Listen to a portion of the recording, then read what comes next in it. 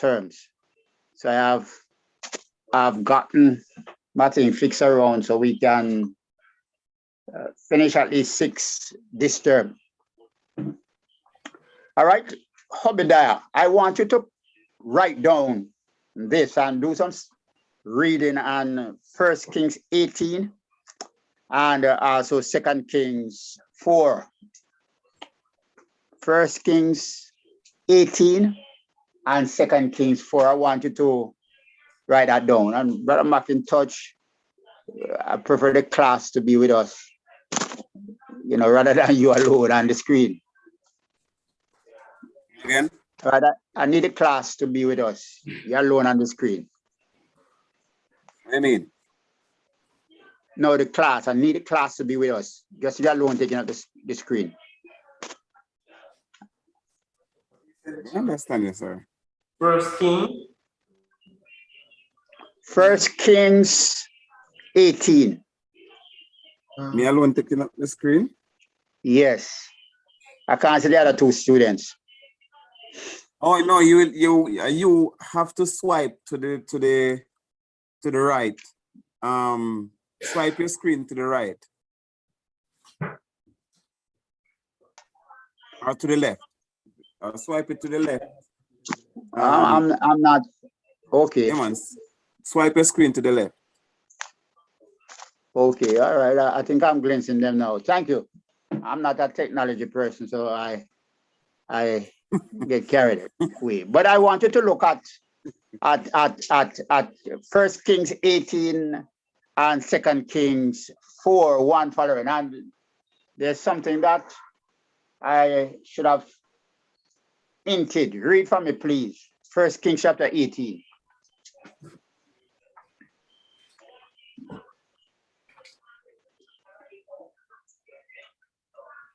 All right, sir. Well, Israel, you have it. Read. Yes, sir. 1 Kings chapter 18. And it came to pass after many days that the word of the Lord came to Elijah in the 3rd year, saying, Go, present yourself to Ahab, and I will send rain on the earth.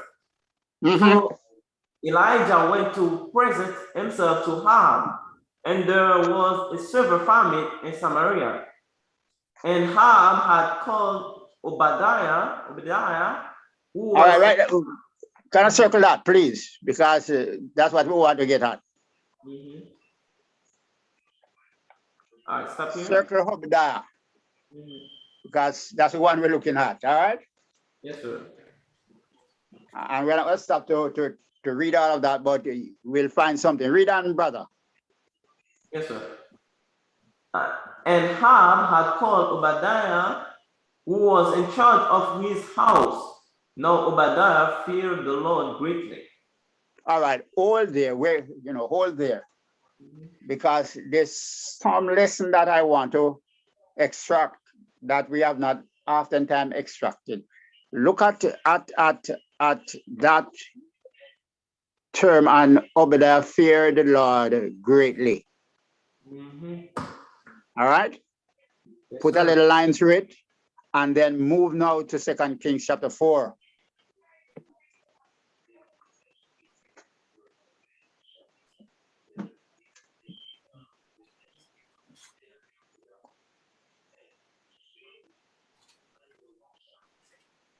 All right. Read it, sir? Yes, sir. Okay. 2 Kings chapter 4. From verse 1. And we're going to go from 1 to about verse 3. Okay. But 3 is going to be a highlight. Read it. Read. Yes, sir. A certain woman of the wives of the sons of the prophets cried Of out. the wives, hold on. Of the wives of the sons of the prophets. Yes, sir. Read. Cried out to Elisha, saying, Your servant, my husband, is dead, and you know that your servant feared the Lord. And they... All right, you could stop there, and it's just something I was doing for a good while, and I came to the conclusion that it seems more likely that this woman, and Brother Ian would know a whole lot about the widow. You know, this woman seems to be the wife of Obadiah. Okay. All right, so I want you all now to start to do some reading on it, background reading on it. Those 2 chapters in Kings, you know, First and Second Kings, and we can draw the conclusion that it seems like Obadiah's wife was now a widow. Obadiah would have been dead. If you look at the reasoning there, it says that, and he was faithful. The wife actually reiterated that my husband was also faithful. So it seems like this blessing, brother, here and you're with me? Yes. Yeah, this blessing of healing the son and of seems more likely this is Obadiah's son, Obadiah's wife that was left. And now they were faced with a lot of financial burden. So, sir. Yes. My Christian, this story is very sad, sir. Why God had bring wrath on the family of Obadiah as he was a servant of the Lord. You know, God. All right. Yes, well, these things happen. You know, you might want to ask God also why allow that to happen to Job. Yes, sir. You might want to ask God why it happened to Joseph. You know, I don't deal with that part. Yeah, Brother Golden. Yes, sir. Yes, you might want to ask God why, but here's it. You know, it doesn't say that our road will always be paved with gold. You know, and we'll always be able to have the fresh scent of roses at our nose. It's not saying that, you know, because in all of this there are lessons. But I'm saying even the prophets can have situation. Even the wife of the prophet can have situation. Even the sons of the prophets can go through situation, because we are here as human beings and our main trust is not the physical but the spiritual. Although we are supposed to survive physically, our main trust is to have that spiritual, emotional, psychological connection with God. Brother Ian, you're scratching your head, and I like to see that because I know you're a deep thinker. Tell me what you're picking from this before we move. I'm good for now. I am good for now. Continue. Also, have you ever thought of it before? Come again? Have you ever thought of it before? You'd have heard a sermon on the prophet and this widow. The Elijah and the widow. All right. I did a sermon on it before, but I really did what you call. I was an application heavy person on that. I did not do an expository on the passage itself. I was more of a topical person, so I was application heavy. So it would be more like the taking some things from it and creating applications from them. But because of that, I do have some knowledge of the widow and the prophet. And yes, I've read it several times. But it was never connected to Obadiah. Sir? No, I have never. Right. I never and you connected see, Obadiah go back. You know, that's one of the reasons I wanted to do the study in a chronological order, but because of the weight of it, I have to balance the length of the writings so we can get through. But Obadiah go way back, you know, Jonah go way back, you know, it's not just no. But here is it.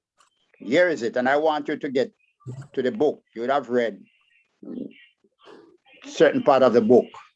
All right. Yes, sir.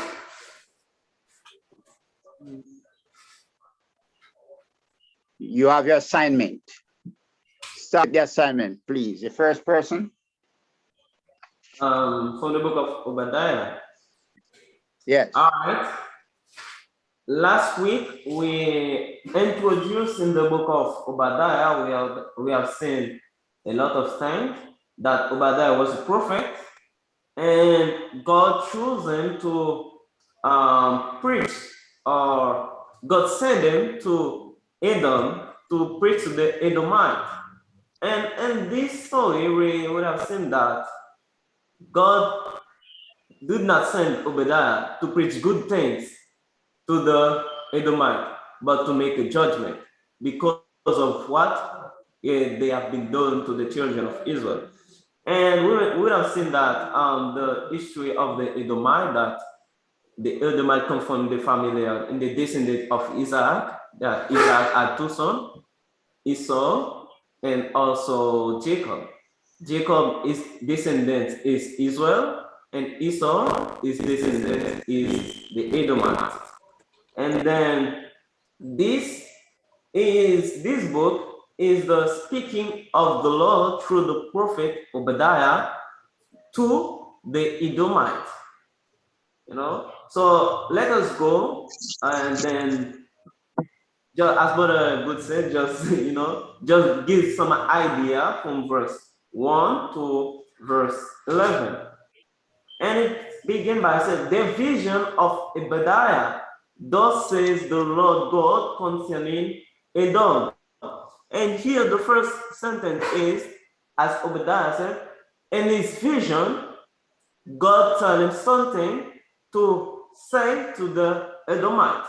And I make some personal research, and they give me some images like to show how Edom was in the time past.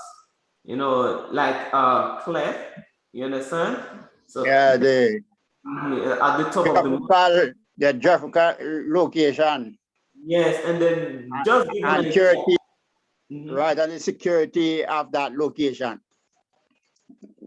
Yes, it was close to Israel in the south. So Yes, we can go on internet and make some research to just show the images of Edom was like in the past time. And also it said the vision of Obadiah, thus said the Lord. God said to Obadiah in a vision, this is what I'm going to do to Edom. We have heard a report from the Lord, and a messenger has been sent among the nations, saying, arise and let us go up against her for battle.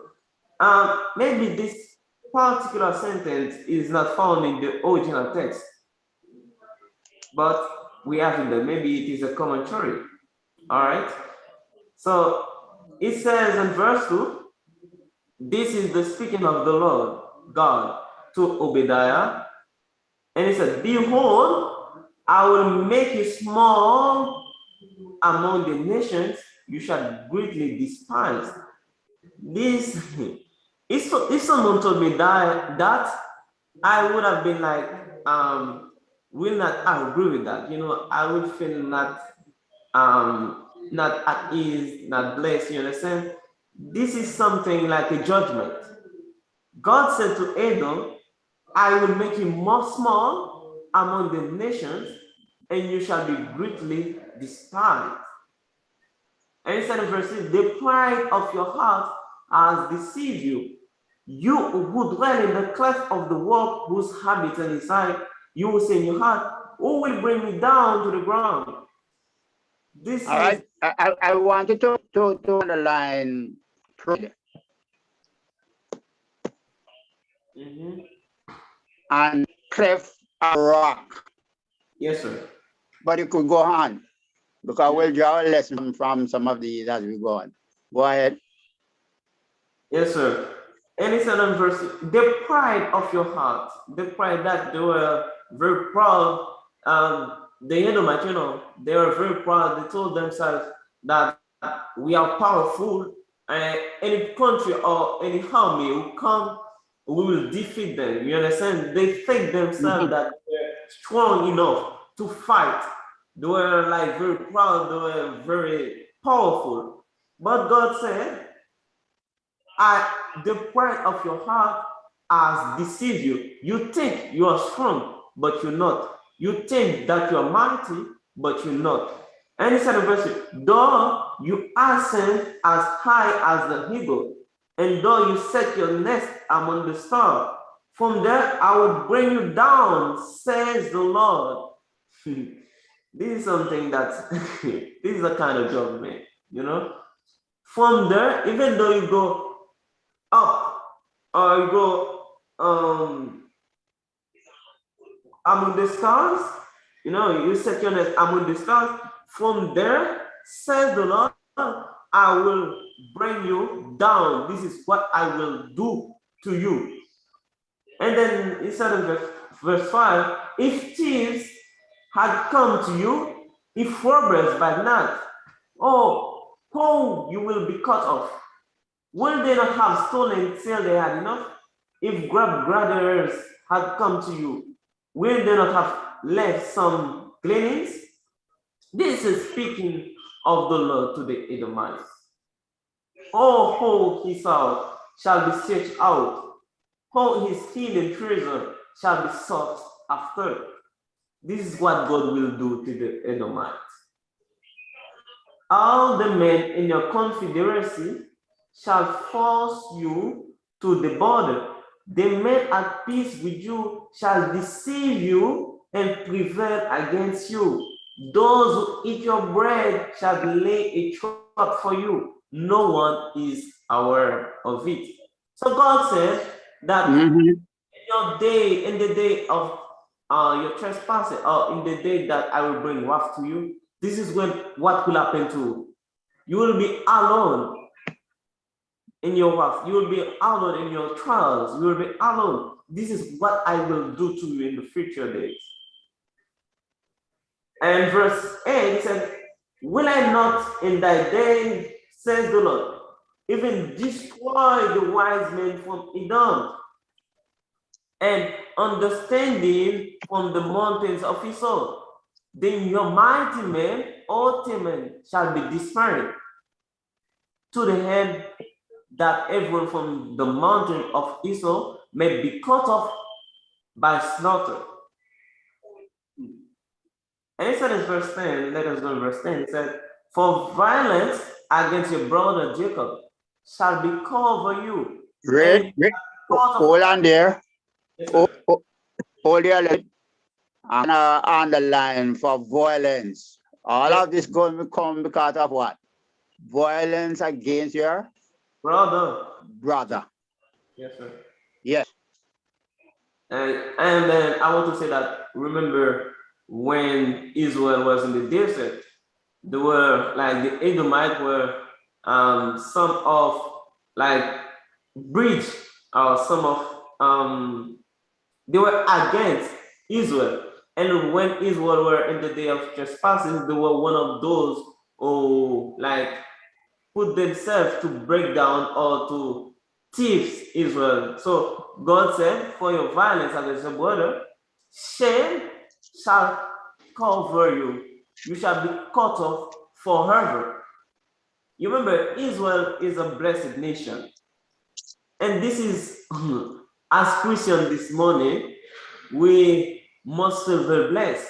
We must feel very proud because we are Christian. And this is what God will do to those who are persecuting us.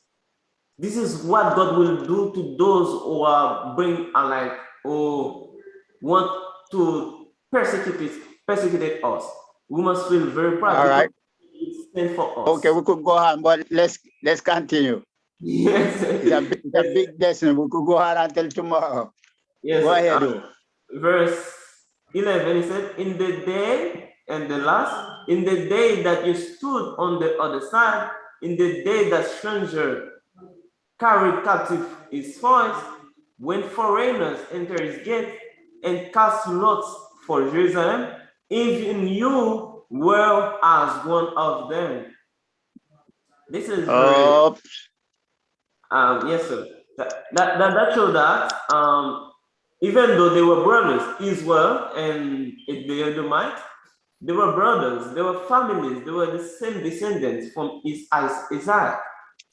And then God says, when the day of trespassing of Israel, you are one of these of those who like help to tear down to bring wrath over Israel. And for that, this is what I will do to you. So this is a kind of that God has sent to the Edomites. I'm finished there, sir.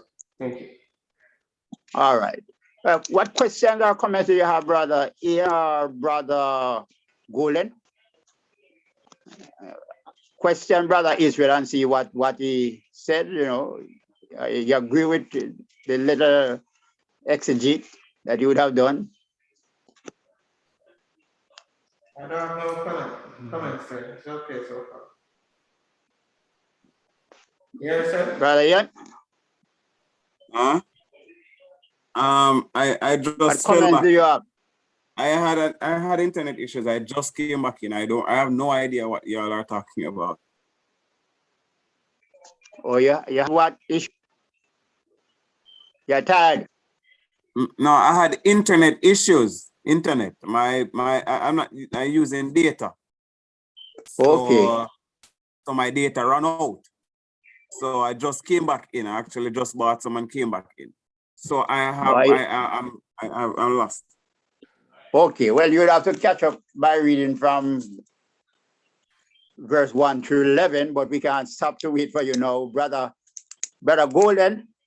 We are going to pick up brother Ian now from 12 through 21, and we're going to highlight it. Then we will go to our notes and draw the lessons that all of us can acquaint with.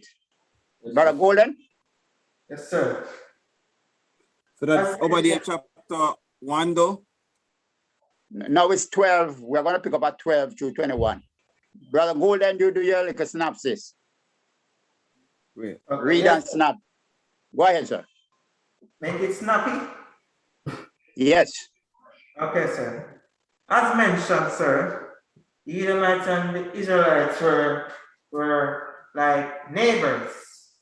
But the Edomites helped to tear down the Israelites. As said in verse 12, but you should not have gazed on the day of your brother in the day of his captivity, nor should you have rejoiced over the children of Judah. So in the Israelites' bad time, the Edomites took advantage of it to help to tear them down even more. As it says in the continuation, in the day of their destruction, nor should you have spoken proudly in the day of distress. So in the time of their destruction, they help to tear them down even more. They take advantage of that time to go against them. In verse 13, you should not have entered the gate of my people in the day of their calamity.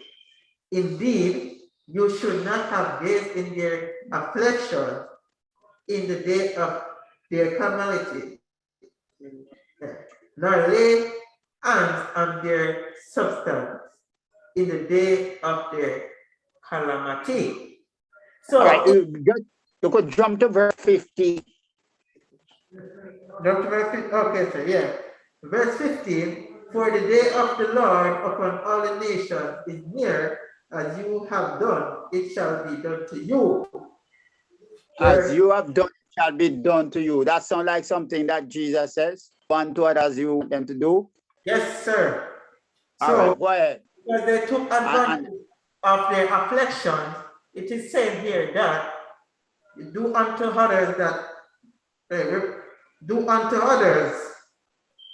as you would want them to do unto you. So in this case, he's saying that this can come back on them at any time in life because of what they have done in the time of their distress. And the last class said that Eastern religion word karma Yes, sir. and boomerang. All right, anyway, let's go. Yes, sir. For as you drank on the holy mountain, so shall all the nations drink continually. Yes, they shall drink and swallow, and they shall be till they had never been. Verse 17. But on Mount Zion there shall be deliverance, and there shall be holiness. And we know that Mount Zion is the holy ground of God. And as it said, and there shall be All right. holiness. I want you to look at it. You remember we said that these men were men of God that breed judgment and also bring what? Salvation. Yes. You watch what in here about Israel? They're breaking up, sir. Judgment, that's what technology does. You know, judgment, You're but breaking up. now you are what? Sorry, you're breaking up, sir. Deliverance. You're breaking up. We're not hearing and you clearly. peace. You're breaking up, sir. Can't do anything about it. It's technology. Yes, sir. The reason we really to get back to class quick as possible. Okay. Deliverance to the prophets were for judgment and also for what? Salvation. Salvation. All right. So you see it here, you know, drinking at the fountain, you know, at the mountain. That's deliverance. So he pointed out that listen, destruction gonna come, trouble gonna come, pain gonna come, calamity gonna come. And he says all of this is because of what you'd have done. Your brother. Yes, sir. Your brother. Is that a little clearer now? Yes, sir. Oh, good. Go then. Yes, sir. 19. The south shall possess the mountains of Esau, and the lowland shall possess Philistia. They shall possess the fields of Ephraim and the fields of Samaria. Benjamin shall possess Galilee, and the captives of this host of the children of Israel shall possess the land of Canaanites as far as them. I didn't know that. All right, look at verse 21. Then survivors shall come to Mount Zion to judge the mountains of Esau, and the kingdom shall be the Lord. So these are all right. Yes, sir. Yes. And we know God has promised the land to his people, and we see where God promised of the land was being met. And that was immediate promise, but not only that, you have the prophetical promise where the kingdom can have link with the church, because remember, all of this is pointing to the church, and the kingdom shall be of the Lord. Yeah. So there's a far-reaching prophetical message that is in it. Okay, questions or comments before we start to look at the teachings and the lessons of the book, because we're a little behind time right now. I don't have any comment, but we have to wait for the lesson. We will see which lesson that we can bring out from this book, sir. All right, good. The teachers. One, the fall of Edom. Why? Because of cruelty to their brother. You could follow the outline, because I'm going to the outline now, so we can look at it. So one of the teaching is the fall of Edom because of cruelty and pride. Yes, do unto others as you would have them do unto you. Verse 3, the pride of your heart has deceived you. you who dwell in the cleft of the rock. Pride. Huh? Yes, sir.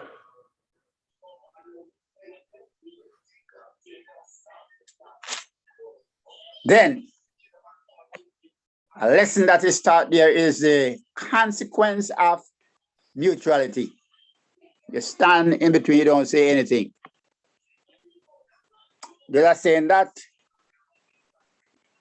the world is great, is out now because good men keep quiet.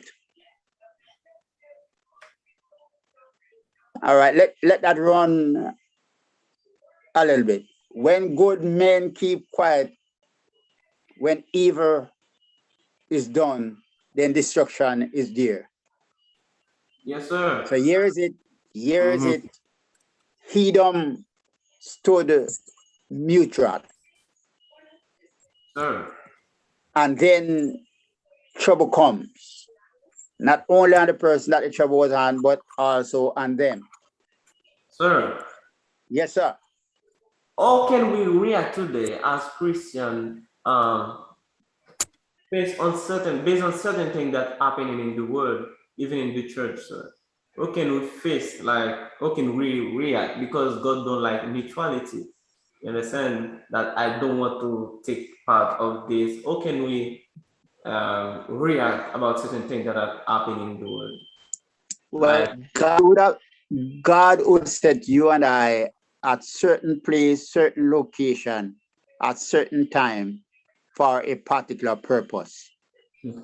And his purpose is always there for you to speak the truth, not get an argument, but to speak the truth. What does the Lord say about this particular situation? Yes, is it sinful? If it is sinful, you and I as men of God must say, well, this is not in line with God's will. And it's good to be able to say that's what the book of so-and-so says. And you can leave it with the person, let them deal with it. You don't have to argue with them and push with them and go on like you're holier than thou. But you should not keep quiet. You know, somebody is telling lie on the next brother and you know that that is not true. Don't shut your mouth and keep quiet. I've seen it over and over. It happened to me a lot where a person says certain things and then other person just keep quiet. So in other words, basically you're saying silence can mean consent? Basically, and it can cause harm to others. So what's the the line that we I draw remember between silence being consent and silence being just not escalating the situation? Because if there's a line, so how we draw that? You say, me no want to escalate the situation, me no want to incriminate myself, so make me just not say nothing. Yeah, but that could never be right. If you leave it as it is, you allow the devil to win. When you state the truth, you just state the truth. Leave it. Whether it hurt you or hurt other person, that's a different thing. But the truth must be there. Yes, it's like, for example, just a little thing. Suppose you stand somewhere, you know, where a gunman say, well, if you say anything about Christ, it's a practical one. If you say believe in Christ, then everybody you're going to be shot to death. Are you going to keep quiet? To save many lives, sir, I will keep quiet.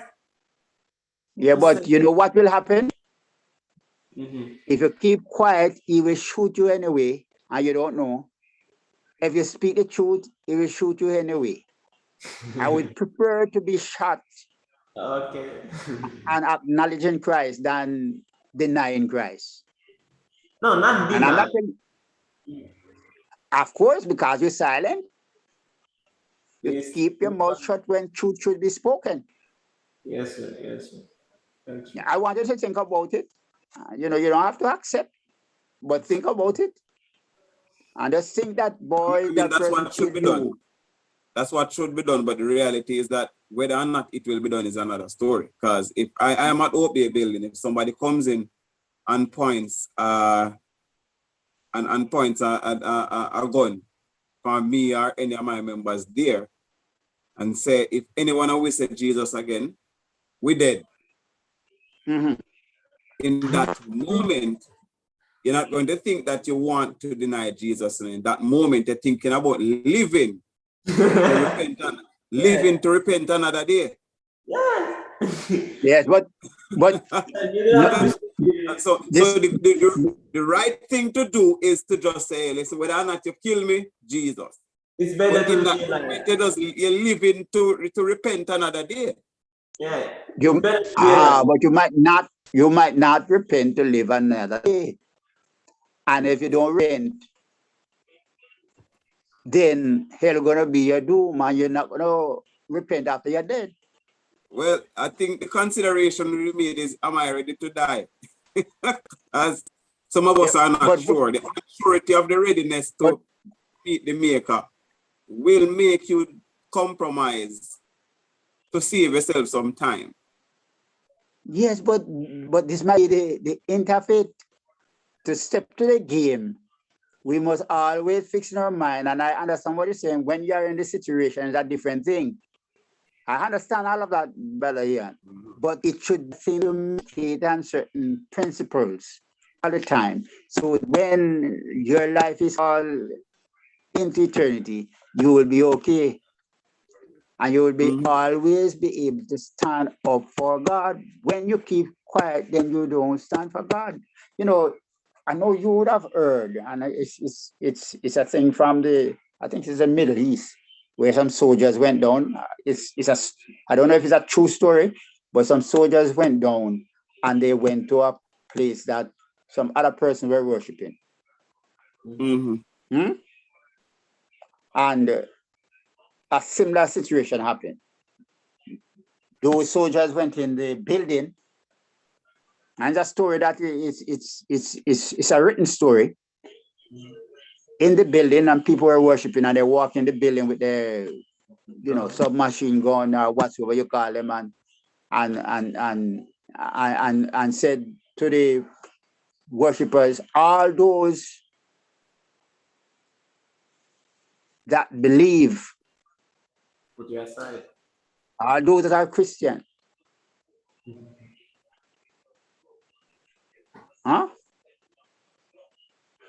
leave.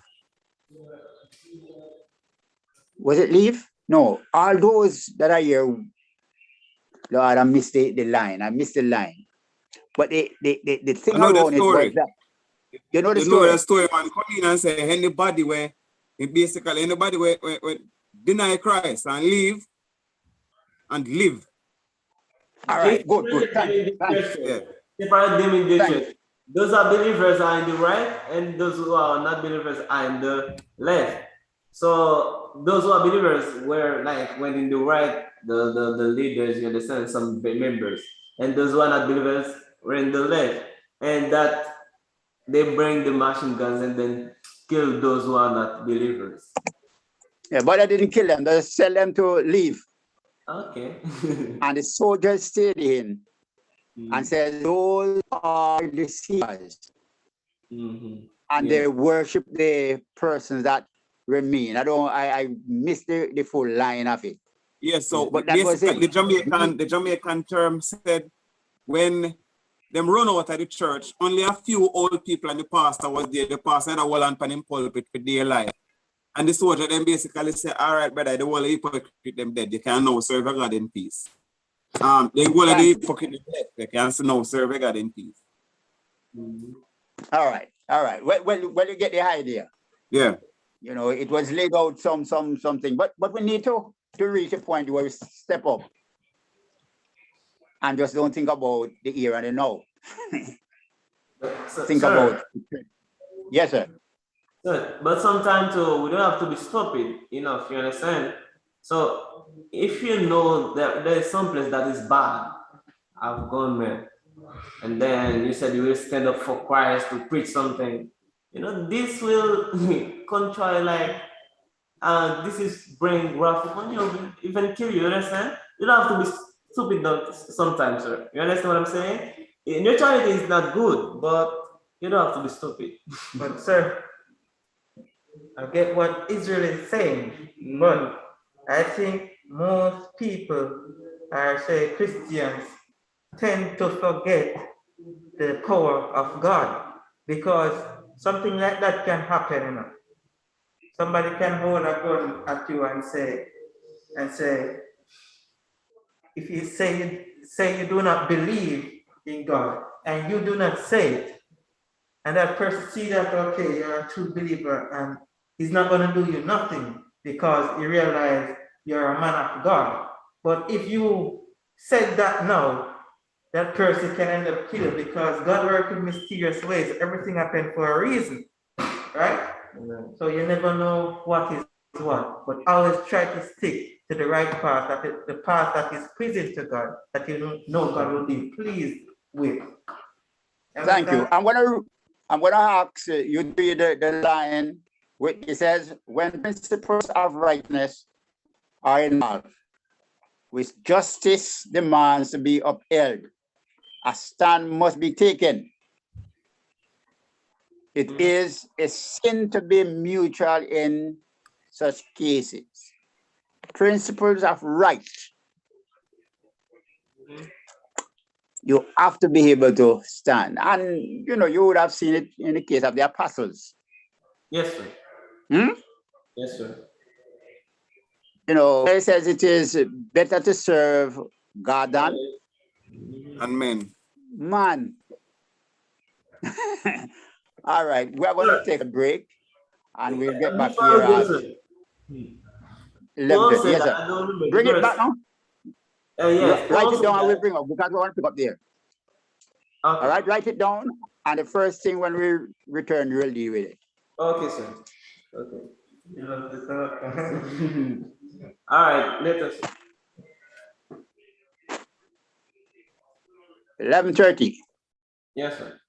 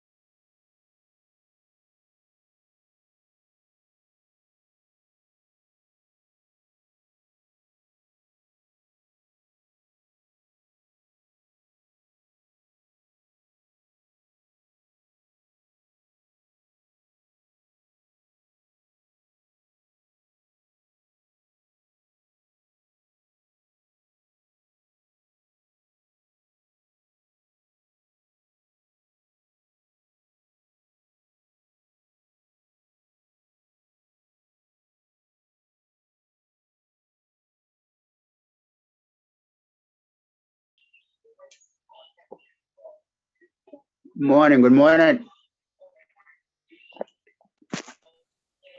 We are here. Very nice, sir. Okay, good.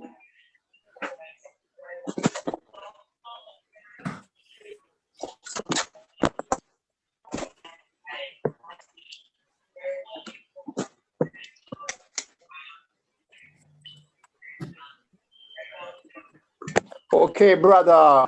This, yeah, the part of comment that you want to make.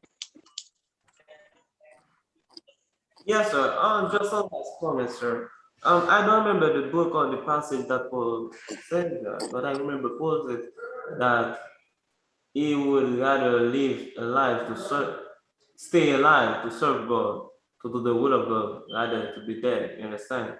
So, just to point out that sometimes you must not like to be stupid. You understand? Just that's right. Okay. The But truth must be spoken under circumstances. mhm. Right must maintain under circumstances. Yes, Whether they come to be good or yes, yes, or, Jesus asks, are you the Christ? And he said, oh, say it. You say it. Could everything. couple and say no. You couple the no, don't. So you have to be there. It's a meeting. It's a life of market and you know, you know that's what that's not just unphysical life. The deep life is into the soul. So remember that statement. You are barely audible, brother. Good. Sir, we're not hearing you, sir. You're breaking up. No, you're barely audible. Better. Okay. And a bit. I'm going to suggest that you turn your video off for a moment, just in case you have low bandwidth, because the video actually take up bandwidth. So if you turn the video off for a moment, your audio is supposed to come across a bit clearer. We target is like Spanish and French and Hebrew. Yeah, let's turn off your video. I'm just using phone. A phone I'm using. It's not thing. Yeah, man. You can turn the video off, your Zoom video off on the phone, so your audio takes up all of the internet bandwidth rate of you know. The internet come at a certain speed, so the video and the audio share the speed. So in the audio, when it gets slow, you turn the video off, so the audio get all the speed for himself. Is it better now? Way better. Whole lot better. Yeah. Thank you, Professor. Okay. Welcome.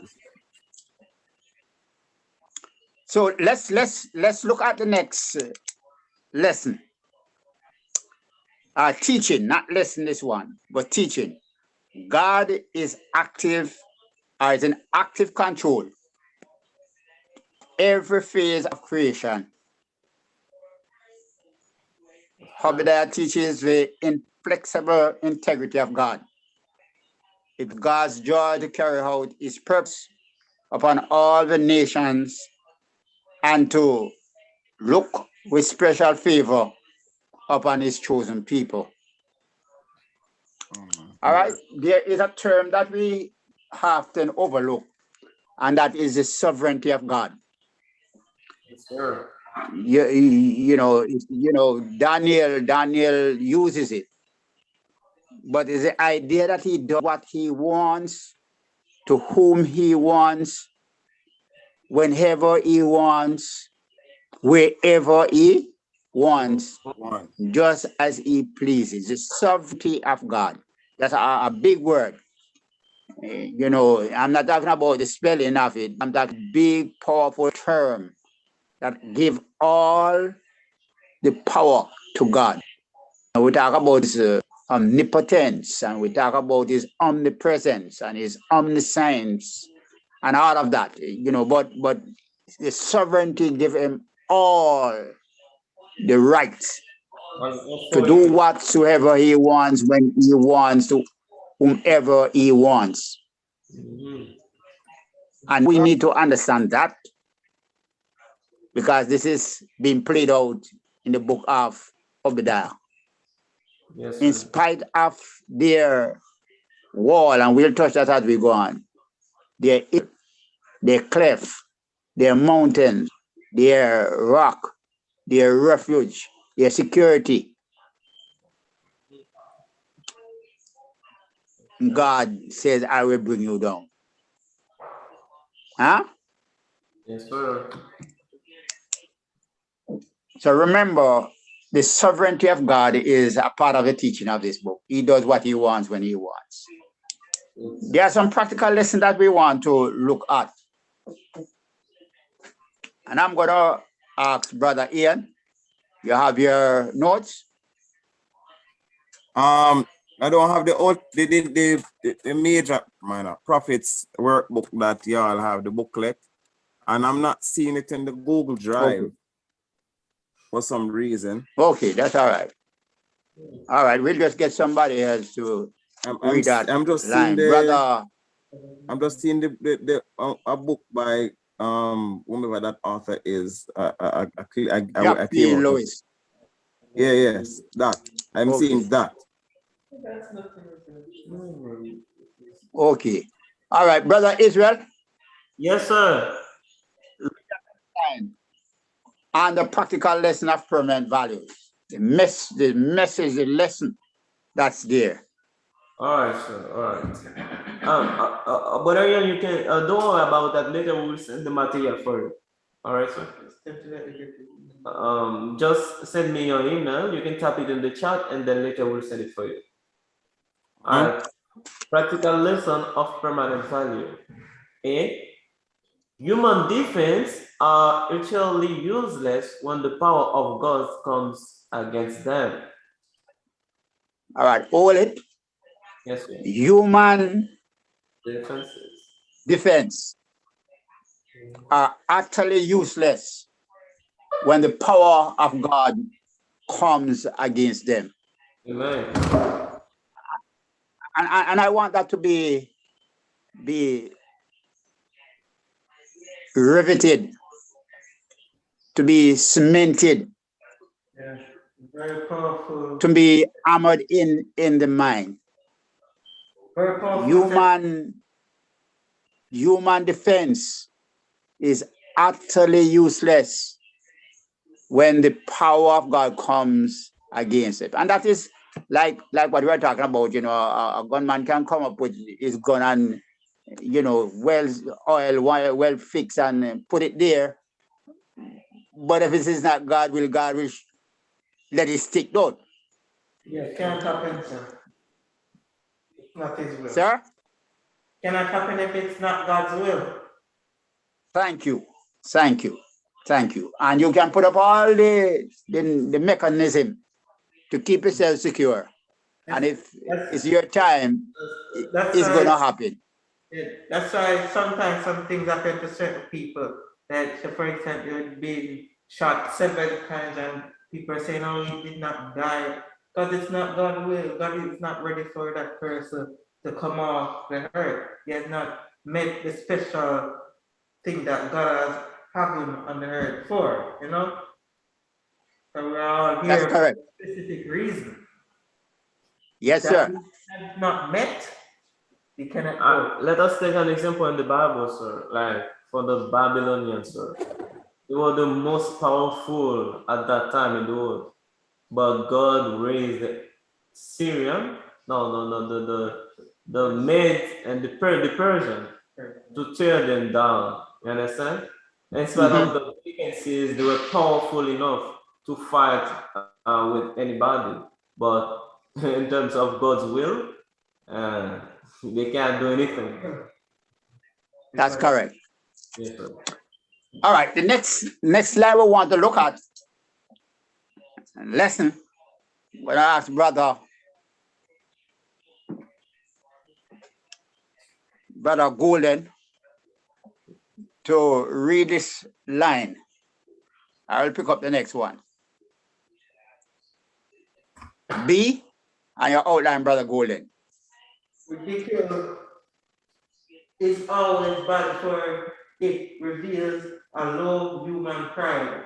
That means an utter lack of brotherly love.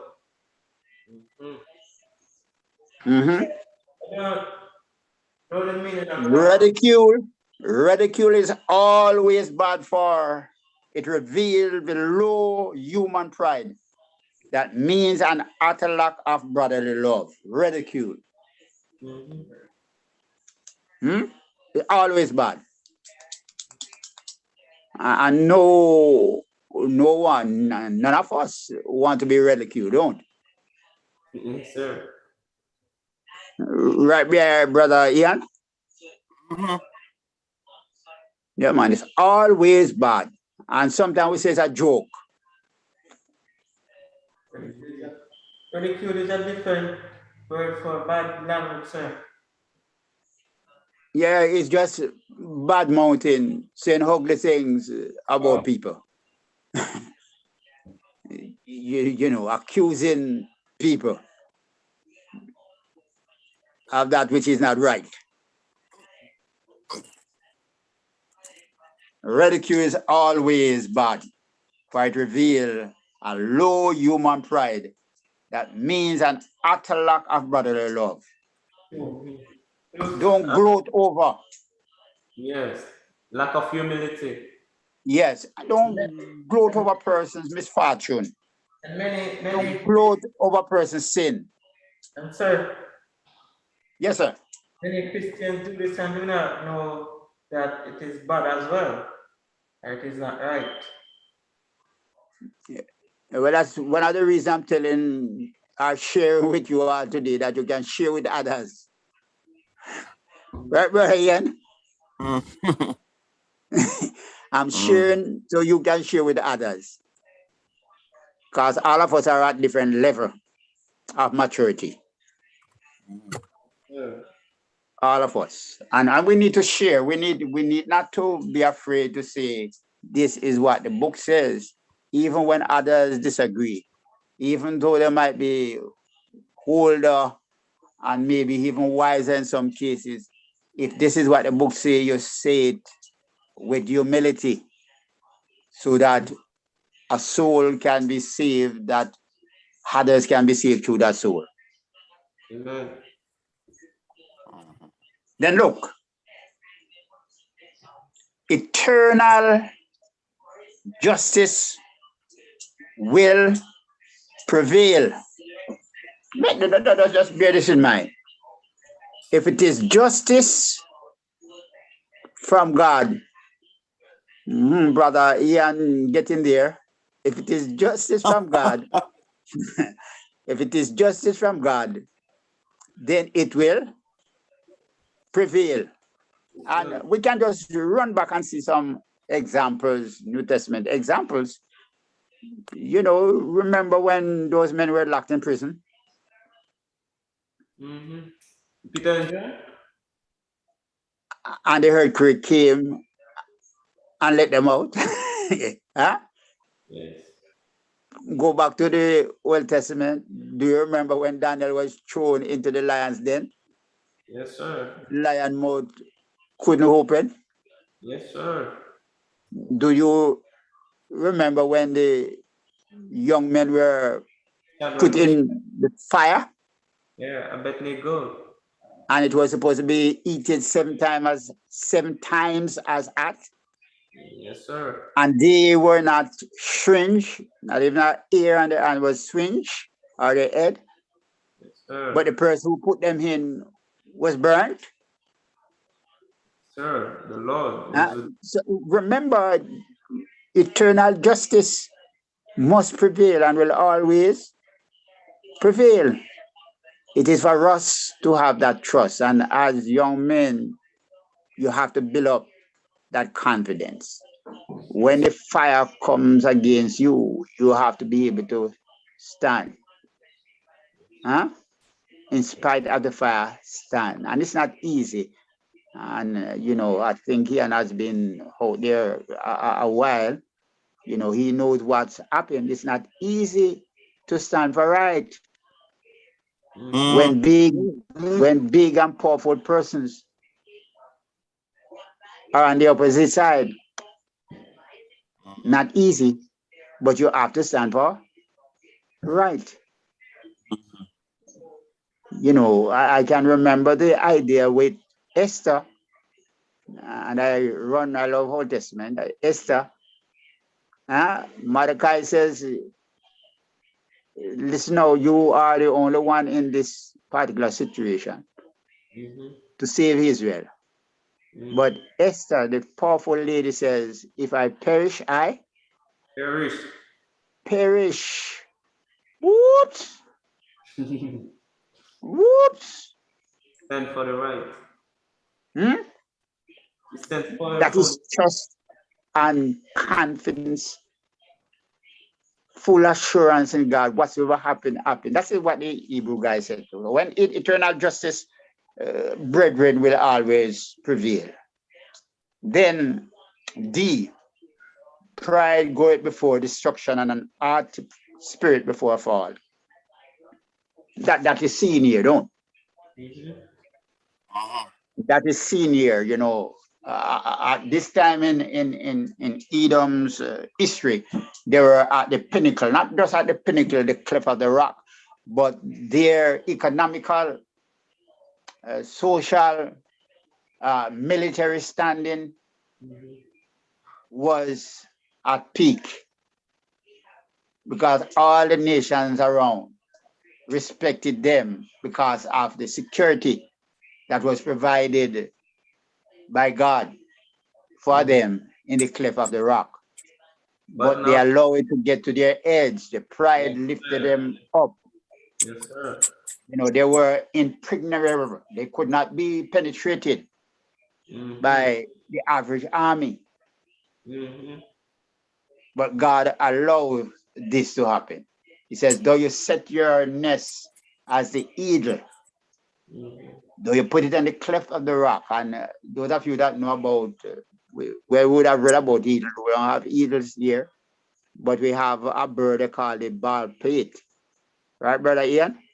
Yeah. And they do not put their nest just down low.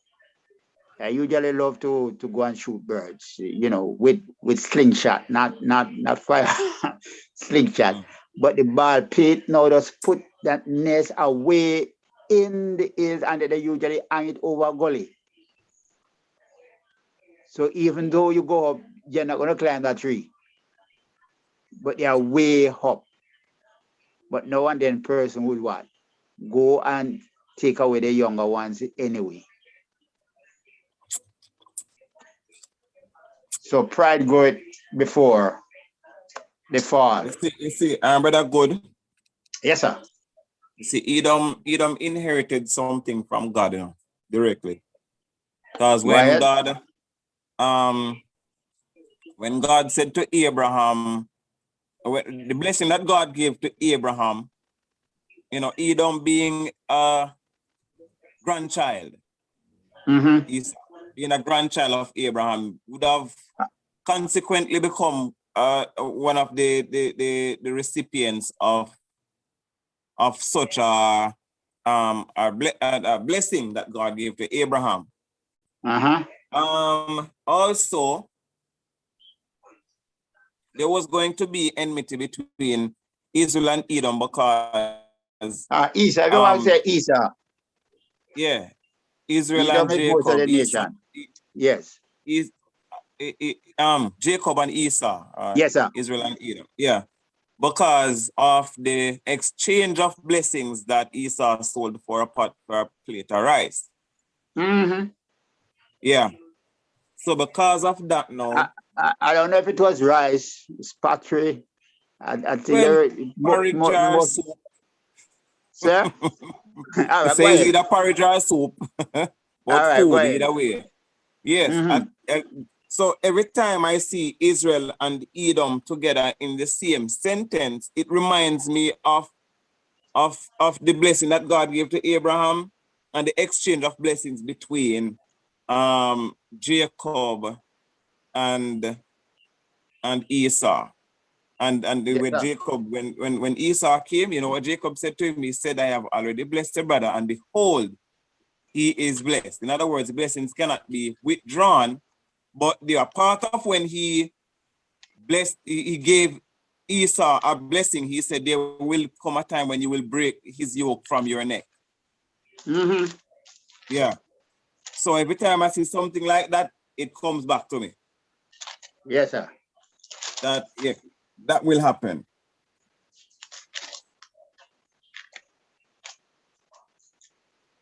Any questions or comments? Thank you, Brian.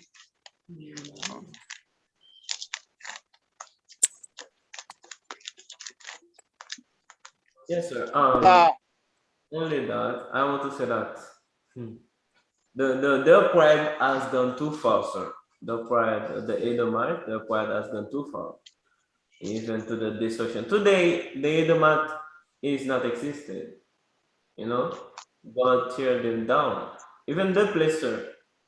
The place is still there. The claim is still there, but the nation is like disappear.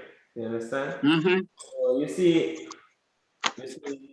when you are not like walking in the path of the Lord, in the like way of the Lord, or by the will of the Lord, problems will come at your house. You know, tears, you know, trials, problem. You understand?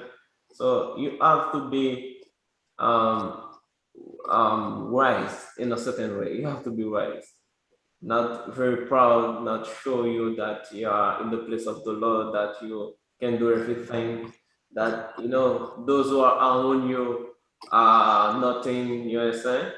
So you have to be in a way that please to God first, and then to share love with those who are around you, around you. That's right. Brother Golden, I don't hear you. Yes, sir. True, sir. True what? That I don't hear you?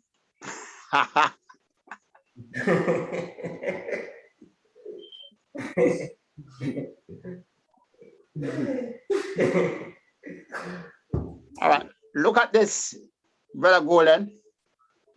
Point E. Point E. Hate silences the voice of compassion, blinds the soul's vision, corrupts the social fabric,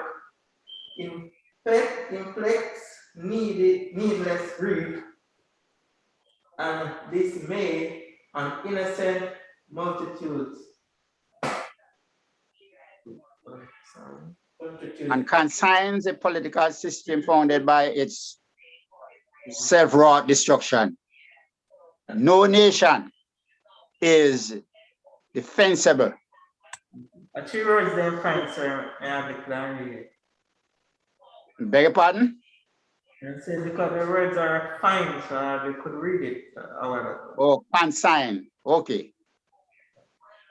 No nation is defensible if it's presumed to limit either God's love or righteousness and our own moral obligation. All right. So these are some pertinent lessons, and I know when we shall have had an exam, the teachings and practical lessons going to come up. You know, a little of the history going to come up of the book. You know, and some of the characteristics. So I would ask that you go through them. There are some questions at the back that you may not have asked, but I'm going to ask them without you going through too much trouble. Does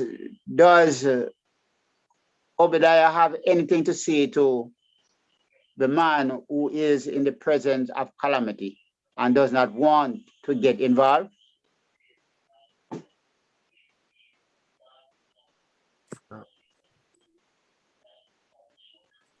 A question, sir? Does Obadiah have anything to say to the man who is in the presence of calamity and does not want to get involved? All right. The book itself, like, speak uh, to those who show that they are mighty, that to show to those who are very prideful. You understand?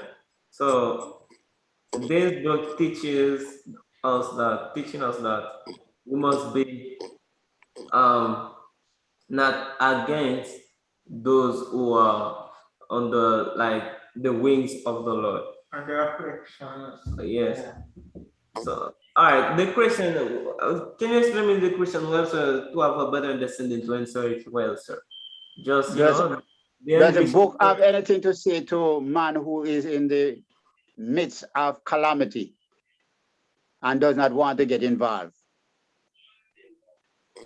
The second part, sir, does not want to get involved. Want to get involved. Okay, to the man. Keep his mouth shut. We spend some time on it, being neutral. Don't want to say anything. Is? Being neutral, brother, yeah? Yes, you should speak up, sir, on behalf of God, on behalf of what is right. Huh? Okay. All right. Yes. He says that we can be in trouble if we remain neutral when justice demands that we speak. Oh, God.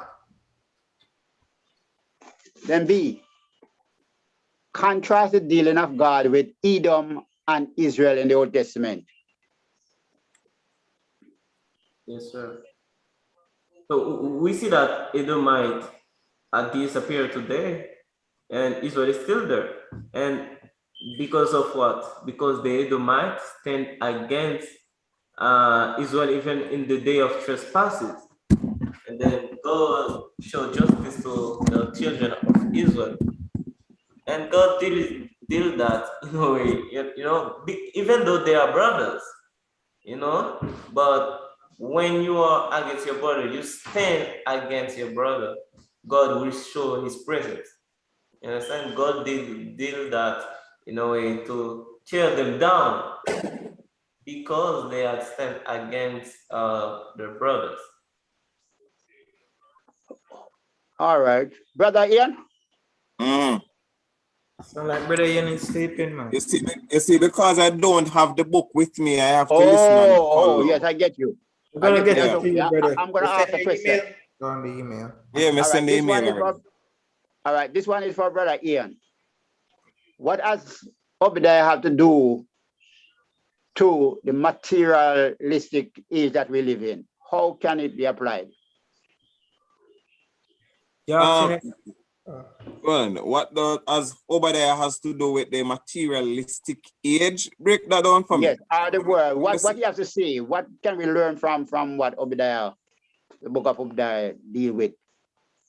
How can we apply it to this age, this materialistic age? Okay. Well, if to be application heavy on this book would be the same thing as what is happening in Jamaica. Silence of the silence of persons murders another person. In the sense where if you don't see yourself as a brother to another person, if you don't see yourself as close enough to another person, then you will be silent. Now, the thing is that many persons believe that the term brother is only referring to that person which is related to you by birth or naturalization, whereas based on what, if we should put this application in, based on what we're seeing is that everybody are brothers, basically.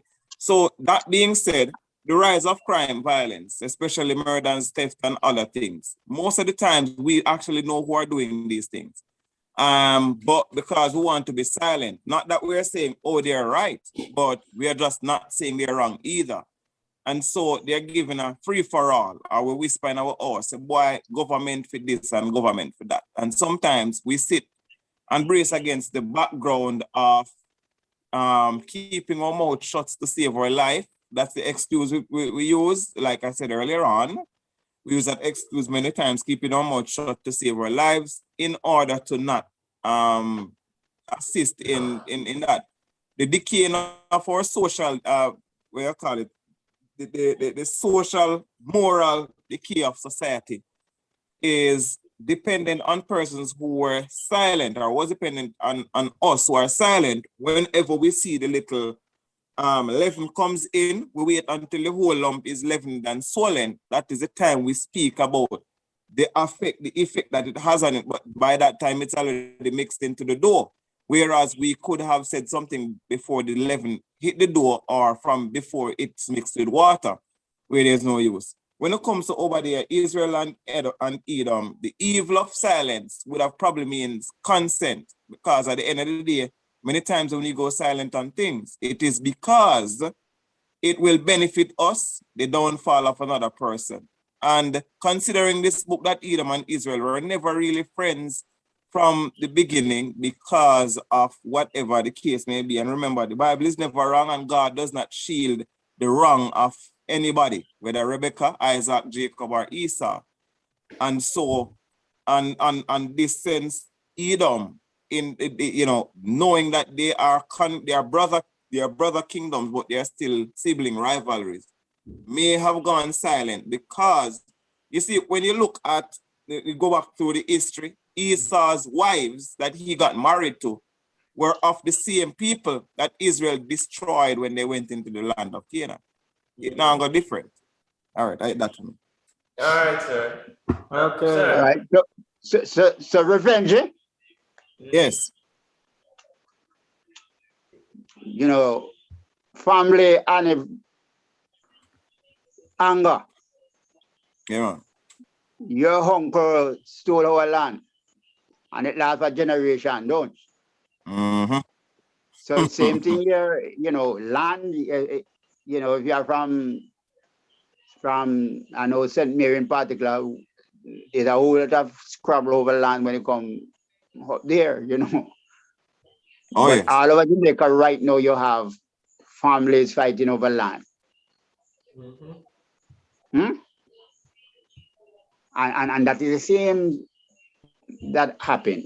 It was taken and you got it. So your children, your cousins, great cousins, grand niece and grand nephews and all of that, and so it was that animosity was built up and carried over, and revenge was there. And person says revenge is sweet. It's ugly. I did a sermon on the dark side of hatred. It is deceptive, yeah? Okay, some things that you have learned, Brother Golden. Yes, sir. That in times where people are going through bad times,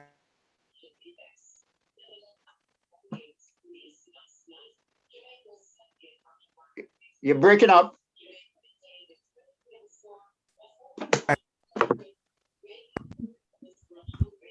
You're breaking up. not miss internet. Not hearing. Pick up the screen now. Why you going on this? Yeah. You can talk now. Okay, you hear me, sir? Yes, I'm here now. Yeah. Yeah. I've learned that when people are going through hard times, we should not help to bring them down, but help to lift them up. Do not try to bring down your brother, your neighbor. Help to make things more better for them. Do not do wrong to people that you would not want them to do back onto you, because things can come back around on you in the long run. Yes, sir. Yes, sir. The boomerang effect. Sir, Yes. I want to make a comment on the neutrality thing, sir. Go ahead. Yes, years ago, I see the thing that happened in America. Black Lives Matter. Remember that the black in America, or not even only in America, in the world, were facing some tribulation. They were mistreated. You understand? So all the black men in America stand and then speak on behalf of black. You understand? So they speak that black are mistreated in the society. They must have respect for we as black people, and that we see that today the toll of criminality and the of mistreating of black today is a little bit down. You understand? So they stand together and then they speak.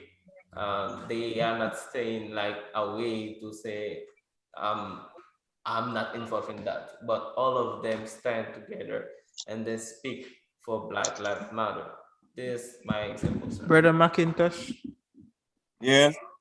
just send it to your email so you can check.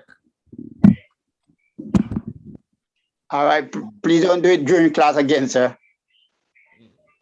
After class, you can send it, all right? Okay, sir. And next time.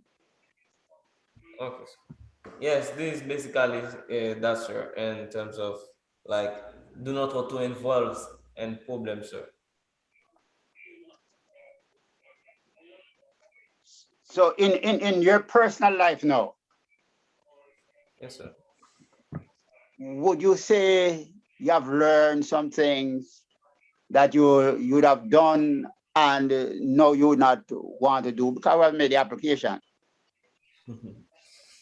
Many things, sir. Yeah, anything. Yeah, just all of us have done that. Sometimes um, thinking myself as the one who can do everything. All of us is like that. That I taking as myself who can do everything, that I'm powerful, that I can do and whatever it is, you know. I'm proud. I don't have humility, you know, just thinking about myself, the ego side, sir. So I learned that God said that you in the days of um, and the calamity of your brothers, you shall stand for him, and then you should Mm-hmm. help your brother. You should have humility in your heart, just to help the little one who is weak. Yes, and those who are in darkness, just help them.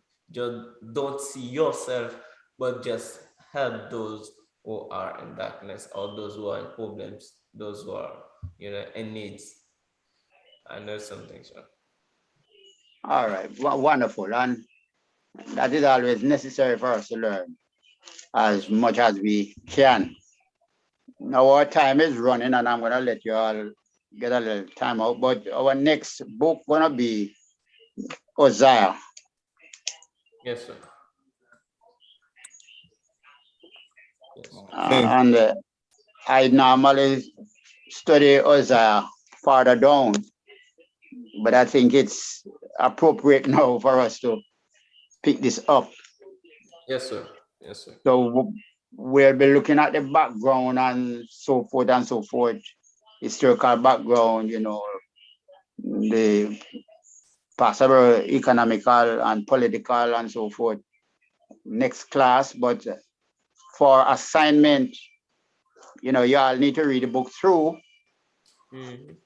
read the book through, just like you'd have read Obadiah through. But I want for next class, Israel to focus mainly on chapter 1 and 2. Yes, sir. Brother Ian focus on chapter 3 and 4. And Brother Golden, you will focus mainly on chapter 5 and 6. All Okay. right. That seems like we're understanding each other. Brother Israel, chapter 1 And and 2. yes, sir. Brother Ian, Yeah. 3 and 4. And Brother Golden, 5 and 6. But the overall thing you must all read the book through. No, it's a good reading. It's a good reading. It's something like 14 chapters. Yes, sir. So it's good reading. But please focus on these chapters so that we can timely go through. What questions or comments do you all have? Is it that you're learning something? I want to know. I would like to know if you're learning or you're just being reminded.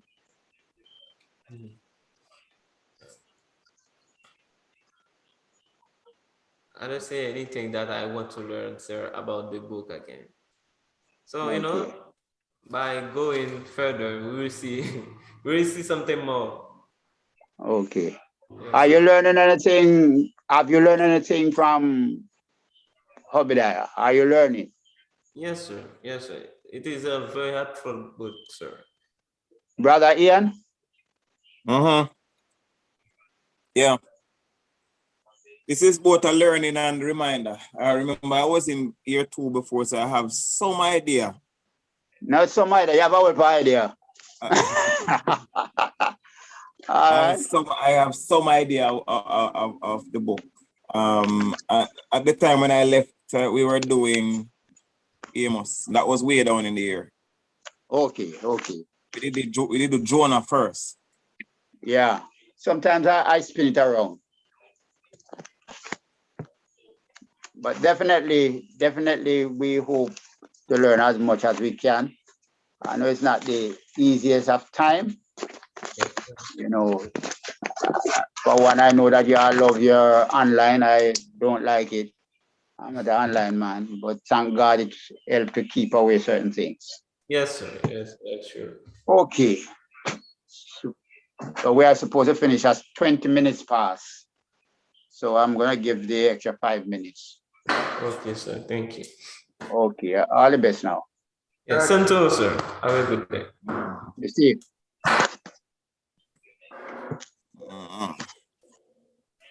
You said the email? All right, but am I can touch? You received the email? Yes. Thanks.